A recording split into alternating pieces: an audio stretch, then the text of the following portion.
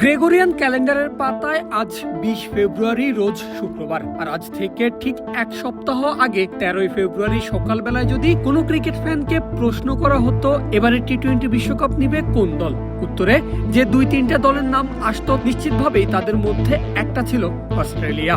অথচ আজ প্রেক্ষাপট একেবারেই ভিন্ন। ওমানের বিপক্ষে গ্রুপ পর্বে নিজেদের শেষ ম্যাচ খেলতে সন্ধ্যায় মাঠে নামবে অজিরা। যে ম্যাচটা থেকে কিছুই পাওয়ার নেই অস্ট্রেলিয়ার, বরং আছে বিব্রতকর পরিস্থিতির সামনে পড়ার আশঙ্কা। কারণ গত এক সপ্তাহে তাদের সঙ্গে ঘটে গেছে নির্মম দুইটা ঘটনা, যাতে করে ইতোমধ্যেই বিশ্বকাপ থেকে ছিটকে গেছে একবারের চ্যাম্পিয়নরা। আর বাংলায় একটা প্রবাদ আছে, হাতি যখন খাদে পড়ে চামচিকাও লাথি মারে। অজিদের সঙ্গেও ঠিক এমনটাই হচ্ছে এবারের বিশ্বকাপে। এখন যে কোনো ব্র্যান্ডের পুরাতন এসি বদলে নতুন ওয়ালটন এসিতে উপভোগ করুন 25% ছাড়। গ্রুপ বিতে অস্ট্রেলিয়ার অবস্থান ৪ আর ওমান আছে সবার শেষে ৫ নম্বরে। তবে শুধু গ্রুপ বিতেই নয়, পয়েন্ট আর নেট রান রেটের বিচারেও বিশ্বকাপে ২০ দলের মধ্যে ২০ নম্বরে অবস্থান ওমানের।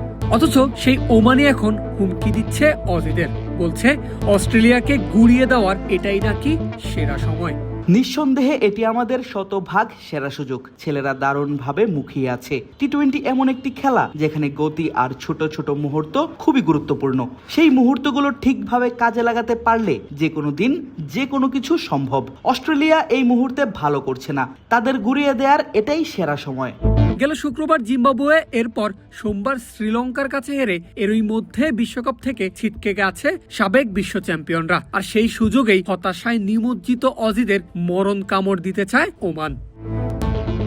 ক্রিকেট বিধাতার নিয়তি হয়তো এরকম। গত মঙ্গলবার যখন জিম্বাবুয়ে আয়ারল্যান্ড ম্যাচ বৃষ্টিতে ভেসে যায়, তখনই বিশ্বকাপ স্বপ্ন শেষ হয়ে যায় অস্ট্রেলিয়ার। এরপর গ্রুপ পর্ব থেকে বাদ পড়ার যন্ত্রণা নিয়েই গেল ৩টা দিন কাটাতে হয়েছে অজিদের। এক সপ্তাহ আগেও যে ম্যাচকে ভাবা হচ্ছিল অস্ট্রেলিয়ার সুপার 8-এর ওয়ার্ম আপ ম্যাচ হিসাবে, সেটি এখন বিব্রতকর পরিস্থিতি এড়ানোর ম্যাচ।